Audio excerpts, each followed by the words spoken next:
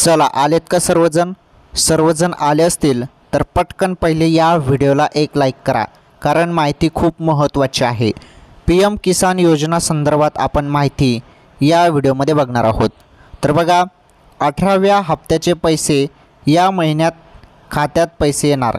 तर 18वा जो हप्ता आहे या हप्त्याचे पैसे कधी मिळणार आहेत याबद्दल सर्वात मोठी अपडेट आलेली आहे आणि तीच अपडेट आपण या व्हिडिओच्या माध्यमातून बघणार आहोत। त्यामुळे सर्वांनी व्हिडिओ कंटिन्यू शेवटपर्यंत पूर्ण बघायचा आहे। ही माहिती नीटपणे समजून घ्यायची आहे। हे बघा, सध्या केंद्र सरकार अशा अनेक योजना राबवत आहे ज्याच्या माध्यमातून समाजातील मोठ्या वर्गाला फायदा होत आहे। यामध्ये घर, रेशन, पेन्शन अशा अनेक योजनांचा समावेश आहे। तसेच प्रधानमंत्री किसान सन्मान निधी योजना ही योजना शेतकऱ्यांसाठी चालवली जात आहे। तर आता आपण बघणार आहोत 18व्या हप्त्याचे पैसे कोणत्या महिन्यात मिळणार आहेत आणि तुमच्या खात्यात पैसे कधी येणार आहेत त्याबद्दल माहिती। तर पहा, आता 18वा हप्ता कोणत्या महिन्यात जारी केला जाऊ शकतो। तर 18वा हप्ता संदर्भात माहिती बघा आता। तर या योजनेशी संबंधित शेतकरी आता 18व्या हप्त्याच्या प्रतीक्षेत आहेत। ओके, 18व्या हप्त्याच्या प्रतीक्षेत आहेत। आता नियमानुसार बघा, आता नियमानुसार प्रत्येक हप्ता 4 महिन्याच्या अंतराने सोडला जातो। उदाहरणार्थ 17व्या हप्ता जूनमध्ये जारी करण्यात आला होता।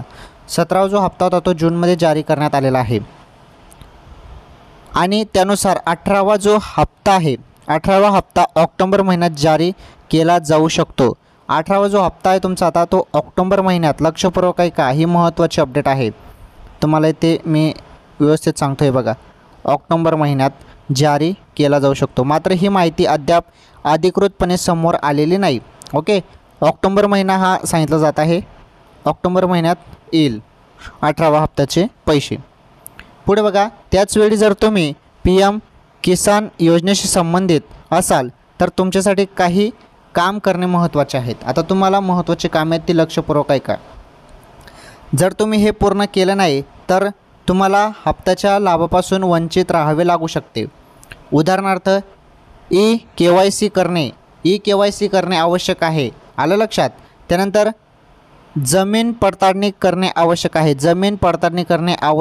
आहे, आणि तुम्ही तुमचे आधार कार्ड तुमच्या बँक खात्याशी लिंक करणे देखील आवश्यक आहे। ही कामे न केल्यास तुमचा हप्ता अडकू शकतो। त्यामुळे ही कामे तुम्हाला 3 कामे करायची आहेत। कोणती? E-KYC, त्यानंतर E-KYC, जमीन पडताळणी करणे आणि आधार कार्ड तुमच्या बँक खात्याशी लिंक करणे, हे 3 कामे करणे गरजेचे आहेत। ओके, तर ही खूप महत्त्वाची माहिती होती, अपडेट होती 18व्या हप्त्यासंदर्भात। PM किसान योजना संदर्भात महत्त्वाची अपडेट होती आणि जी पण नवीन लेटेस्ट अपडेट येत आहे योजनेसंदर्भात, तुम्हाला योजनेसंदर्भात सर्व माहिती या चॅनलवर पाहायला मिळणार आहे।